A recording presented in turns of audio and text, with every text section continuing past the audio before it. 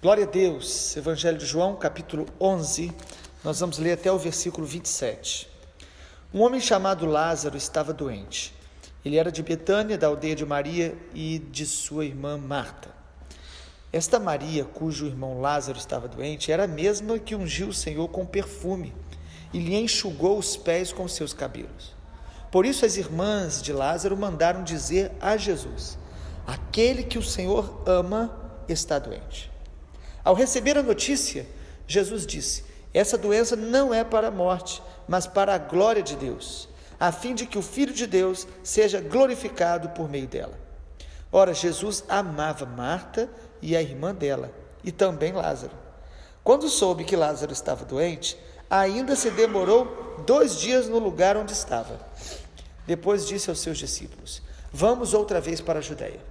Os discípulos disseram: Mestre, ainda há pouco os judeus queriam apedrejá-lo, e o Senhor quer voltar para lá? Jesus respondeu: não é verdade que o dia tem 12 horas? Se alguém andar de dia, não tropeça, porque vê a luz deste mundo. Mas se andar de noite, tropeça, porque nele não há luz.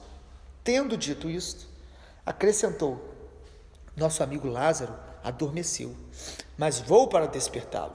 Então os discípulos disseram: Senhor, se dorme, estará salvo. Jesus falava da morte de Lázaro, mas eles pensavam que tivesse falado do repouso do sono. Então Jesus lhes disse claramente: Lázaro morreu. Por causa de vocês me alegro, porque de que não estivesse lá, para que vocês possam crer. Mas vamos até ele. Então Tomé, chamado Dídimo, disse aos outros discípulos: vamos também nós para morrer com o mestre. Quando Jesus chegou, encontrou Lázaro já sepultado, havia 4 dias. Ora, Betânia ficava a mais ou menos 3 quilômetros de Jerusalém. Muitos dos judeus vieram visitar Maria e Marta, a fim de consolá-las por causa do irmão. Marta, quando soube que Jesus estava chegando, foi encontrar-se com ele. Maria, porém, ficou sentada em casa. Então Marta disse a Jesus: se o Senhor estivesse aqui, o meu irmão não teria morrido. Mas também sei que mesmo agora, tudo que o Senhor pedir a Deus, Ele concederá. Jesus disse a ela: o seu irmão há de ressurgir. Ao que Marta respondeu: eu sei que ele há de ressurgir na ressurreição no último dia. Então Jesus declarou: eu sou a ressurreição e a vida. Quem crê em mim, ainda que morra, viverá. E todo que vive e crê em mim, não morrerá eternamente. Você crê nisto? Marta respondeu: sim, Jesus, eu creio que o Senhor é o Cristo, o Filho de Deus, que havia de vir ao mundo. Louvado seja Deus. Capítulo 11 de João nos mostra um dos milagres muito marcantes da palavra de Deus, que só o Evangelho de João descreve: a ressurreição de Lázaro. Mas é muito interessante perceber como que começa o capítulo, porque o texto diz que estava doente um homem chamado Lázaro, que era de Betânia, muito pertinho ali de Jerusalém, 3 quilômetros, que era irmão de Maria e Marta. E o texto deixa claro algo muito significativo. O texto diz que Jesus amava Maria, Marta e Lázaro. Capítulo 11 de João nos mostra que o amor de Deus por nós, ele nunca deve ser questionado. Uma das coisas que Satanás mais quer que a gente duvide é do amor de Deus por nós. E as nossas crises, as nossas dores, muitas vezes nos fazem questionar, não apenas que Deus nos ama, mas se Deus realmente está atento para nós, se Deus realmente está preocupado conosco. Quando a gente passa qualquer nível de dor, de crise, de desânimo, de aflição, de traição, parece que todo ser humano tem essa tendência já de pensar: por que Deus permitiu isso? Onde estava Deus? E o capítulo 11 de João nos mostra o amor incondicional de Deus. O amor de Deus é por todos, mas o texto mostra que Jesus, como homem, ele tinha essa família como amigos mais chegados. Ter amigos mais chegados não é algo errado, pelo contrário, é algo comum. que nós não devemos ter é a acepção de pessoas, é fechar o coração para amar e abençoar pessoas. Mas Jesus tinha amizade especial com essa família, e o texto deixa claro, Jesus os amava. O capítulo 11 de João nos mostra algumas coisas muito importantes sobre o amor de Deus. Primeiro, o amor de Deus, ele é incondicional, não depende do que a gente faz, não depende de mérito humano. João 3,16, nós vimos que Deus amou o mundo de tal maneira que deu o seu Filho para que todo que nele crê não pereça, mas tenha a vida eterna. Ou seja, todo o mundo está ou estava destinado ao inferno.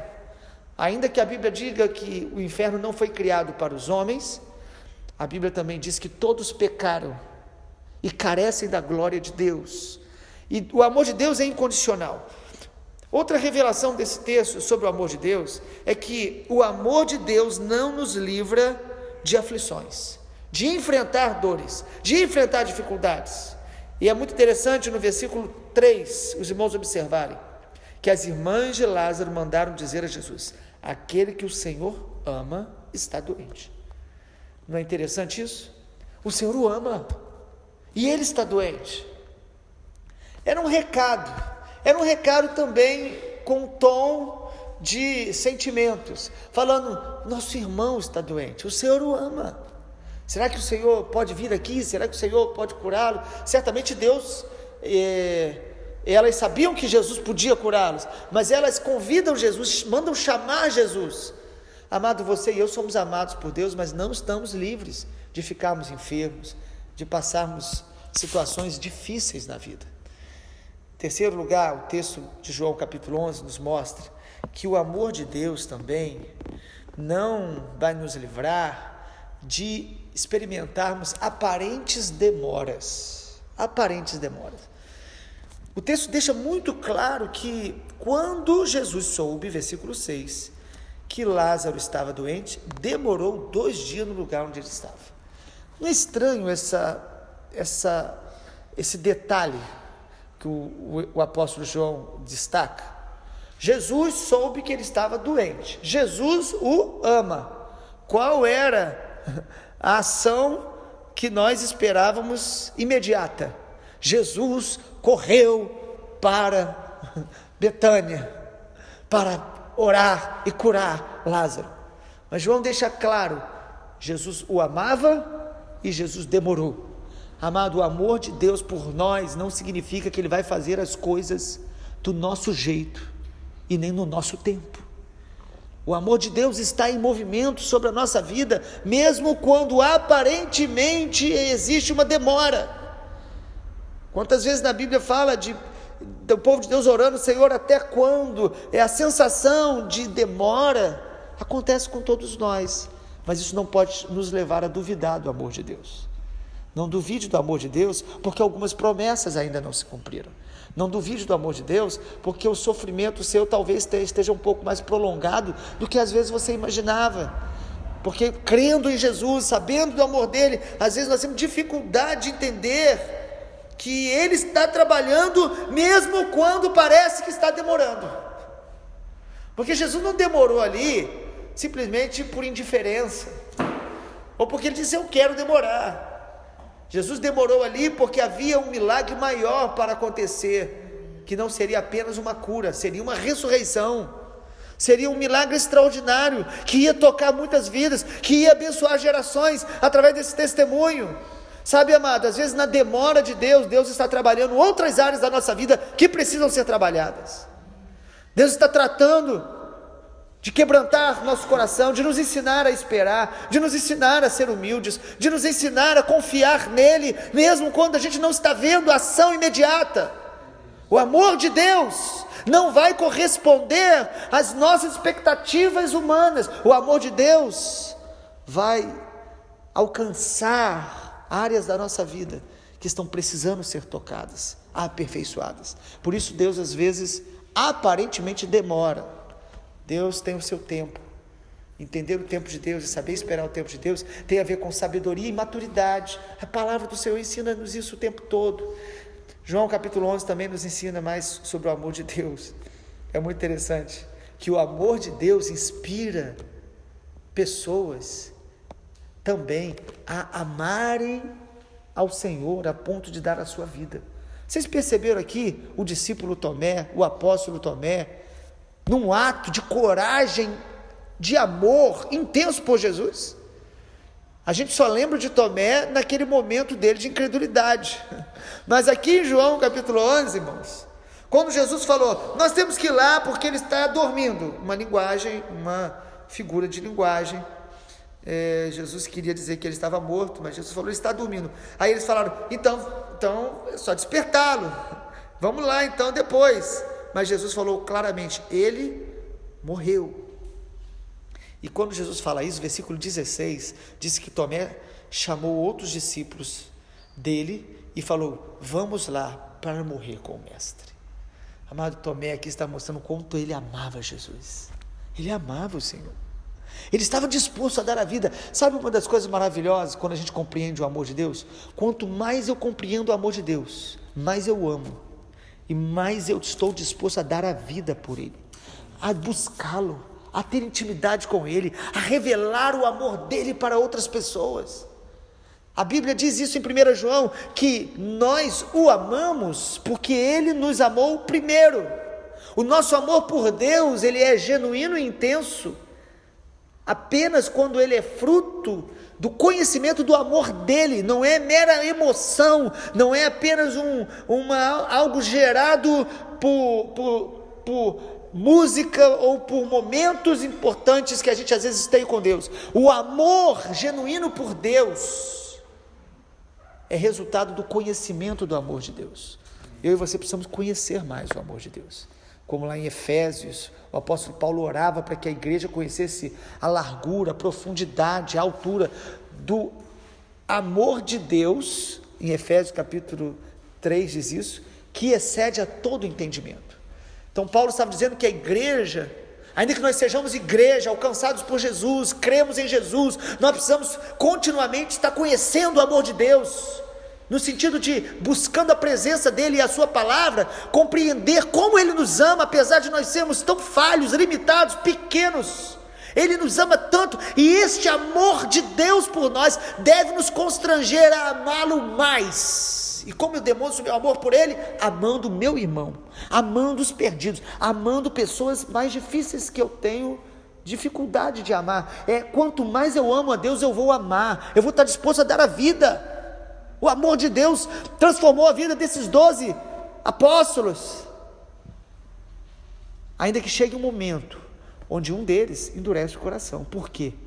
Porque começou a andar com Jesus buscando interesses pessoais, buscando satisfazer sua própria vontade, que foi Judas, e ele foi se perdendo no meio do caminho. Judas não traiu Jesus somente quando ele praticou aquele ato final que o levou à desgraça. A Bíblia diz que Judas vinha traindo Jesus porque ele buscava os seus próprios interesses. Amado, quando a gente conhece o amor de Deus e o amor de Deus entra em nós, nós somos transformados e estamos dispostos a dar a vida por Ele. Como nós vamos ver no final do Evangelho de João, quando Pedro é restaurado, Jesus fala para Pedro, Pedro, tu me amas? Pedro diz, amo, Senhor, então apacenta as minhas ovelhas. Pedro, tu me amas? Então cuida, quanto mais eu amo o Senhor, mais eu vou amar as ovelhas dele, mais eu vou amar as pessoas, mesmo aqueles mais desafiadores para nós. Mais um aspecto do amor de Deus para a gente concluir. O texto a partir do versículo 17 muda, mostra que quando Jesus chega ali na aldeia de Betânia, e ele, quando chega ali, os judeus vieram visitar Marta e Maria, estavam ali, e quando Marta soube, versículo 20, quando Marta soube que Jesus estava chegando, ela foi encontrar com ele. Maria, porém, ficou em casa sentada. Amado, que coisa maravilhosa, né? Diferença de Maria para Marta. Maria sabia esperar Jesus chegar. Marta, quando soube que Jesus estava vindo, ela saiu correndo, ela precisava desabafar, ela precisava falar. Amado, o nosso amor por Deus não deve nos impedir de falar o que nós estamos sentindo, de sermos sinceros com Deus, de expressar para Ele, Senhor, Se o Senhor tivesse chegado, ele não teria morrido. Ela é sincera com Jesus. Marta é espontânea, ela é impulsiva também. No versículo 20, Marta foi encontrar-se com ele. E no versículo 20 ainda, ou melhor, 21, Marta disse: se o Senhor estivesse aqui, o meu irmão não teria morrido. Se, esse se faz muita diferença, né? Se o Senhor estivesse aqui. Irmãos, podemos até entender que ela de alguma maneira estava responsabilizando Jesus dele ter morrido, mas talvez também a gente pode entender que Marta estava mostrando como que ela cria que se Jesus estivesse ali, teria curado. Ou seja, a morte de Lázaro não roubou a fé de Maria e Marta. Amado, o amor de Deus por nós não pode ser questionado, e a nossa fé não deve ser questionada quando a tragédia alcança-nos, quando a dor nos atinge. A fé de Marta era a mesma. Ela diz: Senhor, se o Senhor estivesse aqui, ele não teria morrido. Mas no versículo 22 ela diz: mas eu sei que mesmo agora, tudo que o Senhor pedir a Deus, ele concederá. O que ela está dizendo? Senhor, o Senhor não estava aqui, ele morreu, mas eu continuo crendo que o Senhor cura, que o Senhor responde orações, que o Senhor é quem eu sei que é. O Senhor é o Cristo, é o Filho de Deus. E Jesus falou para ela, no versículo 23, Jesus começa aqui a semear na fé dela, para que a fé dela pudesse ser fortalecida para experimentar aquele milagre. Jesus fala: Marta, seu irmão há de ressurgir. Coisa maravilhosa.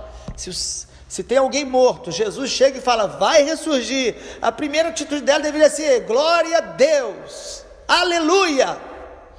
Mas talvez tentando se conformar com aquela situação, porque há muitas dores e lutas que nós vamos ter que nos organizar e adaptar e realmente se conformar. Talvez na tentativa de se conformar, ela afirma uma verdade teológica maravilhosa. Ela diz no versículo 24: eu sei que ele vai ressurgir na ressurreição do último dia. Verdade teológica, boa teologia. Ela sabia que este mundo, ele é passageiro, que haverá uma ressurreição. Então ela faz uma afirmação teológica verdadeira, mas que estava limitando o que Jesus queria fazer. Amado, às vezes uma boa teologia pode nos impedir de crer em coisas sobrenaturais e novas que o Senhor quer fazer em nossa vida. Nós devemos ter boa teologia, nós devemos crer realmente na soberania de Deus, mas nós devemos ter a ousadia de crer num Deus que pode surpreender a nossa teologia, que pode surpreender as nossas expectativas. E Jesus fala para ela no versículo 25: eu sou a ressurreição e a vida. Quem crê em mim, ainda que morra, viverá. E todo que vive e crê em mim não morrerá eternamente. Você crê nisso? Marta respondeu: sim, Jesus. Eu creio que o Senhor é o Cristo, o Filho de Deus que devia vir ao mundo. No meio da dor, da tragédia, no meio da limitação da fé dela, ela continua crendo em quem Jesus é, no que Ele pode fazer. Esse é o chamado para nós. O amor de Deus deve manter a nossa fé viva no meio dos maiores vendavais, no meio das maiores dores. O amor de Deus, a confiança no amor de Deus vai nos fazer manter a nossa convicção de quem Ele é, mesmo quando nós não estamos entendendo o que estamos passando, mesmo quando a nossa dor não cessou, porque Marta aqui ainda estava com uma alma ferida, ainda estava com a alma confusa, mas havia fé no seu espírito inabalável, imutável. A fé dela era: Ele, o Senhor é o Messias, o Senhor é o Filho de Deus, o Senhor é o Senhor que vai ressuscitar a todos. E realmente o que ela afirmou foi tremendo, porque Lázaro ressuscitou, os irmãos sabem disso e amanhã leremos, mas ele morreu de novo. A ressurreição do último dia ainda viria, mas Jesus estava prestes a fazer um milagre maior do que ela imaginava. Esse é o nosso Deus, que faz milagres maiores do que a gente imagina. Vamos orar para que o amor de Deus esteja sempre encharcando o nosso coração. Pai, a minha oração é a oração de Efésios capítulo 3. Abre a nossa visão espiritual a cada dia, a cada manhã, para que não venhamos a duvidar jamais do teu amor, no meio das dores, no meio dos nossos erros, dos momentos mais difíceis que passamos na vida, que possamos, ó Deus, adorar o Senhor, reconhecer quem Tu és, desfrutar do Teu amor, confiar no Teu amor. Pai, renova a nossa fé nessa manhã, para que nós possamos experimentar as Tuas curas, os Teus milagres, mas renova a nossa fé também, Deus, para que quando o milagre não acontecer como esperamos, ou estiver demorando, nós continuemos a adorar, confiar, amar o Senhor, e estar disposto, ó Deus, a Te adorar em todo o tempo, em todos os momentos. Nós Te agradecemos, Pai, pelo Teu grande amor incondicional, que nós não merecemos, mas o Senhor nos ama e tem nos ensinado a amar. Muito obrigado, Pai, em nome de Jesus. Amém, Senhor.